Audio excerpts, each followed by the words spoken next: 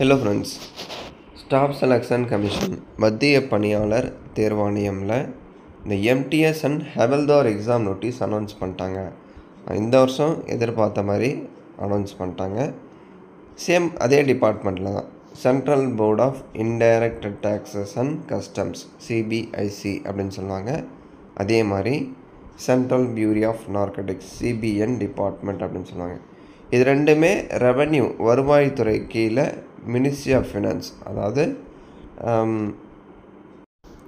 வருவாய் மற்றும் நிதி அமைச்சகம் இந்த துறைக்கு கீழே வருது அப்படின்னு சொல்கிறாங்க. ஓகேங்களா? ஸோ இப்போ சேல்ரி என்ன ப்ரோ இருக்கும் அப்படின்னா, எம்டிஎஸ் மல்டி டாஸ்கிங் ஸ்டாஃப் இதுக்கும் சரி, ஹவல்தாருக்கும் சரி, இந்த ரெண்டு போஸ்ட்டுக்கும் 7th பே கமிஷன் லெவல் 1 படி உங்களுக்கு சேல்ரி இருக்கும். கூகுளில் நீங்கள் செக் பண்ணி பார்த்துக்கோங்க. ஓகேங்களா? அடுத்து எவ்வளோ வேக்கன்சி ப்ரோ அப்படின்னா, இப்போதைக்கு டென்டேட்டிவாக ஒரு 1075 வேக்கன்சி கொடுத்துருக்காங்க. இதை நீங்கள் எஸ்எஸ்சியோட வெப்சைட்டில் எப்படி செக் பண்ணுறது அப்படின்னு கொடுத்துருக்காங்க. இங்கே பாருங்கள், ssc.government.in இதில் போயிட்டு கேண்டிடேட்ஸ் கார்னரில் டென்டேட்டிவ் வேக்கன்சி அப்படின்னு இருக்கும். அதில் போய்ட்டு நீங்கள் இப்போ கரண்ட்டாக எவ்வளோ வேக்கன்சி இருக்குது அப்படின்றத தெரிஞ்சுக்கலாம். மேற்கொண்டு இன்க்ரீஸ் பண்ணாங்க அப்படின்னா அதையும் போயிட்டு இந்த மாதிரி நீங்கள் ப்ரௌஸ் பண்ணி செக் பண்ணிக்கலாம். ஓகேங்களா? சரி, இப்போ என்ன ஏஜ் ப்ரோ இருக்கணும் அப்படின்னா, எம்டிஎஸ்க்கு அப்ளை பண்ணுறீங்க அப்படின்னா 18 to 25 இருந்தால் நீங்கள் அப்ளை பண்ணலாம்.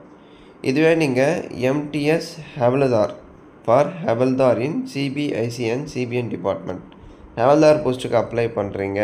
அதே மாதிரி எம்டிஎஸில் வெவ்வேறு துறைகளில் ஒரு குறிப்பிட்ட போஸ்ட்டுக்கு அப்ளை பண்ணுறீங்க அப்படின்னா அதுக்கு 18 to 27.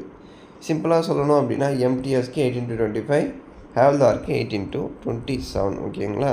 அதுக்கு மேலே ஏஜ் பார் ஆகிடுச்சு அப்படின்னா நமக்கு ஆஸ் யூஷுவல் ரிலாக்ஸேஷன் இருக்குது, இதை யூஸ் பண்ணி நம்ம அப்ளை பண்ணலாம்.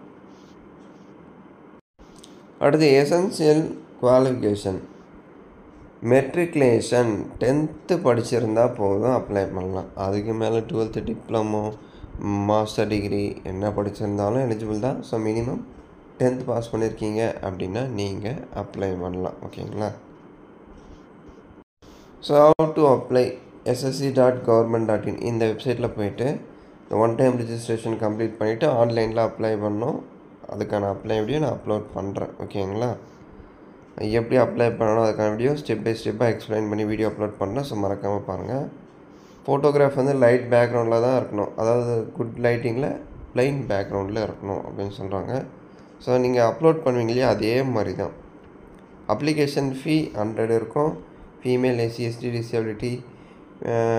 டிசபிலிட்டி எக்ஸர்விஸ்மேனாக இருக்கீங்க அப்படின்னா ஃபீஸ் இல்லை, நீங்கள் ஃப்ரீயாகவே ஆன்லைனில் அப்ளை பண்ணிக்கலாம். ஸோ அப்ளிகேஷனில் ஏதாச்சும் சேஞ்சஸ் இருக்குது, அதை நீங்கள் கரெக்ஷன் பண்ணணும் அப்படின்னா application correction window 29th ஜூலைலேருந்து 31st July வரையும் ஓப்பனாக இருக்கும். அதில் போய்ட்டு நீங்கள் கரெக்ஷன் பண்ணுறதா இருந்தால், ஒரு முறை கரெக்ஷன் பண்ணுறீங்க அப்படின்னா 200 ரூபாய் பே பண்ணி மறுபடியும் ரீசப்மிட் பண்ணணும். மறுபடியும் இன்னொரு முறை நீங்கள் மாடிஃபை பண்ணுறீங்க அப்படின்னா 500 ரூபாய் பே பண்ணி ரீசப்மிட் பண்ணுற மாதிரி இருக்கும். ஓகேங்களா? கரெக்ஷன் பண்ணால் அதுக்கு சார்ஜ் இருக்குது, சும்மா இல்லை. ஓகேங்களா? ஸோ அடுத்து எக்ஸாம் சென்டர்ஸ் எங்கே இருக்கும்? நம்ம சதனில் ஆந்திரா, புதுச்சேரி, தமிழ்நாடு, தெலுங்கானா இது எல்லாமே வரும். ஸோ தமிழ்நாடு ஸ்டேட்டுக்கு எந்த இடங்களில் கம்ப்யூட்டர் பேஸ்டு எக்ஸாமினேஷன் கண்டக்ட் பண்ணுவாங்க அப்படின்ட்டு இதில் கொடுத்துருப்பாங்க. இங்கே பாருங்கள், சென்னை, கோயம்புத்தூர், மதுரை, சேலம், திருச்சிராப்பள்ளி, திருநெல்வேலி, வேலூர், கிருஷ்ணகிரி. ஸோ இந்த இடங்களில் எக்ஸாம் இருக்கும். நீங்கள் உங்கள் நேட்டிவ் டிஸ்ட்ரிக்ட்லேயே இருக்கீங்க அப்படின்னா ஈஸியாக நீங்கள் எக்ஸாம் அட்டன் பண்ணலாம். ஆனால் சர்டிஃபிகேட் வெரிஃபிகேஷன் மட்டும் ரீஜனல் ஆஃபீஸில் இருக்கும்.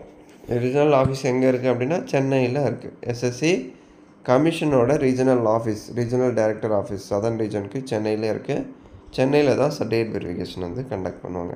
இப்போ டிஎன்பிஎஸ்சி மாதிரி எக்ஸாம் கம்ப்ளீட் பண்ணிவிட்டு நம்ம சென்னை டிஎன்பிஎஸ்சியில் போய்ட்டு சர்டிஃபிகேட் வெரிஃபிகேஷன் கம்ப்ளீட் பண்ணிட்டு ஆர்டர் வாங்கிட்டு வரோம் இல்லையா, அதே மாதிரி தான் இருக்கும். ஓகேங்களா? இப்போ செலெக்ஷன் ப்ராசஸில் எக்ஸாமினேஷன் இருக்கும், கம்ப்யூட்டர் பேஸ்டு எக்ஸாமினேஷன் கண்டக்ட் பண்ணுவாங்க. ஓகேங்களா?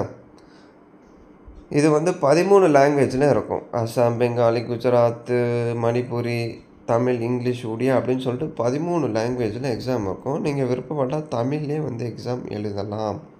ஸோ அந்த ஆப்பர்ச்சுனிட்டி கொடுத்துருக்காங்க. So computer based examination session 1 session 2 இருக்கும். Number of question, maximum mark, எவ்வளோ டைம் டியூரேஷன் அப்படின்னு கொடுத்துருப்பாங்க. ஸோ செக் பண்ணிக்கோங்க. இப்போ இதுக்கான இண்டிகேட்டிவ் சிலபஸும் கொடுத்துட்டாங்க. சில சிலபஸும் நீங்கள் ரெஃபர் பண்ணி படிச்சுக்கோங்க. டாபிக் வைஸ் கொடுத்துட்டாங்க. அடுத்து உங்களுக்கு ஃபிசிக்கல் ஸ்டாண்டர்ட் இருக்கும். பிஇடி இருக்கும். PET, PST for the post of havaldar போஸ்ட்டுக்கு மட்டும் இருக்கும். ஸோ ஃபிசிக்கல் எஃபிஷியன்சி பார்த்தீங்க அப்படின்னா மேல் அண்ட் ஃபீமேல் 2 பேருக்குமே வாக்கிங் இருக்கும். 1600 மீட்டர்ஸ் இன் 15 மினிட்ஸில் மேல் கம்ப்ளீட் பண்ணிடணும். ஃபீமேலுக்கு வந்து 1 கிலோமீட்டர் இன் 20 மினிட்ஸ் வந்து கொடுத்துருக்காங்க. ஓகேங்களா? அதை ஃபாலோ பண்ணி உங்களுக்கு ஃபிசிக்கல் ஸ்டாண்டர்ட் இருக்கும். ஹைட் மேல் கேட்டகிரியாக இருக்கீங்க அப்படின்னா 157.5 சென்டிமீட்டர், செஸ்ட் 81 சென்டிமீட்டர்ஸ் இருக்கணும். ஃபீமேலாக இருக்கீங்க அப்படின்னா ஹைட் 152 சென்டிமீட்டர்ஸ், வெயிட் வந்து 48 கேஜஸ் மினிமம் இருக்கணும். அடுத்து மினிமம் பாசிங் மார்க். செலெக்ஷன் ப்ராசஸில் computer based examination session 1 session 2 conduct பண்ணுறாங்க இல்லையா? ஸோ அதில் மினிமம் யூஆர் கேட்டகிரியாக இருக்கீங்க அப்படின்னா 30% எடுத்துருக்கணும். ஓபிசி இடபிள்யூஎஸ்ஸாக இருக்கீங்க அப்படின்னா 25%. ஸோ இந்த மினிமம் பர்சன்டேஜ், அதர் கேட்டகிரி வந்து 20. இந்த மினிமம் பர்சன்டேஜ் எடுத்தால் சிபிடி செஷன் 1 செஷன் 2ல் பாஸ் ஆகலாம். அதுக்கு மேலே அதிகமாக எடுத்தால் தான் நீங்கள் செலக்ட் ஆக முடியும். ஓகேங்களா? ஸோ பாஸ்போர்ட் சைஸ் ஃபோட்டோ வந்து இப்படி தான் ஃப்ரெண்ட்ஸ் இருக்கணும். இதுதான் வந்து அலோவ் பண்ணுவாங்க. ஸோ ப்ளைன் பேக்ரவுண்டு, அதில் ஃபேஸ் வந்து ஒரு 80% கவர் ஆகிருக்கணும். ஓகேங்களா? ரிமைனிங் 30% இந்த ஷோல்டர், நெக், அதெல்லாம் வந்து கரெக்டாக இருக்கணும். ஸோ இந்த ஃபார்மேட்டில் இருக்கணும்.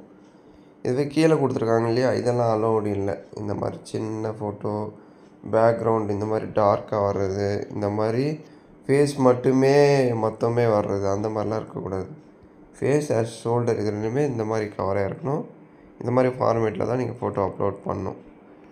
இந்த மாதிரிலாம் இருந்தால் அலோவ் பண்ண மாட்டாங்க. அது நோட்டிஃபிகேஷன்லேயே உங்களுக்கு கொடுத்துருப்பாங்க, நீங்கள் செக் பண்ணிக்கோங்க. ஸோ மேற்கொண்டு உங்களுக்கு இதில் ஏதாச்சும் டவுட்ஸ் இருந்தால் நீங்கள் கமெண்ட் செக்ஷனில் கேளுங்க, நான் ரிப்ளை பண்ணுறேன். சரிங்களா? இந்த வீடியோவை நிறைய பேருக்கு ஷேர் பண்ணுங்கள். பிடிச்சிருந்தால் ஒரு லைக் கொடுத்து கமெண்ட் பண்ணுங்கள். மறக்காமல் சப்ஸ்கிரைப் பண்ணிடுங்க. இதில் இன்னொரு விஷயம், 10th முடித்தவங்க தான் அப்ளை பண்ண முடியும். ஓகேங்களா? 10th முடித்து சர்டிஃபிகேட் இருந்தால் மட்டும்தான் நீங்கள் எலிஜிபிள். ப்ரோ நான் வந்து 10th எக்ஸாம் எழுத போகிறேன், நான்லாம் அப்ளை பண்ண முடியுமா அப்படின்னா நீங்களும் எலிஜிபிள் இல்லை. சர்டிஃபிகேட் கம்பல்சரி இருக்கணும். இருந்தால் நீங்கள் அப்ளை பண்ணிக்கலாம். ஸோ இப்போ ஜோன், ஓகேங்களா, zone wise category wise vacancies கொடுத்துருப்பாங்க. நோட்டிஃபிகேஷனோட அனாக்சரில் கொடுத்துருப்பாங்க. பேஜ் நம்பர் 87 உங்களுக்கு கிளியராக இருக்கும். அந்தந்த ஜோனில் கேட்டகிரி வைஸ் எவ்வளோ வேக்கண்ட் இருக்குது அப்படின்னு சொல்லிட்டு இருக்கும். நோட்டிஃபிகேஷனோட லாஸ்ட் பேஜில் தெளிவாக காமிச்சிருப்பாங்க.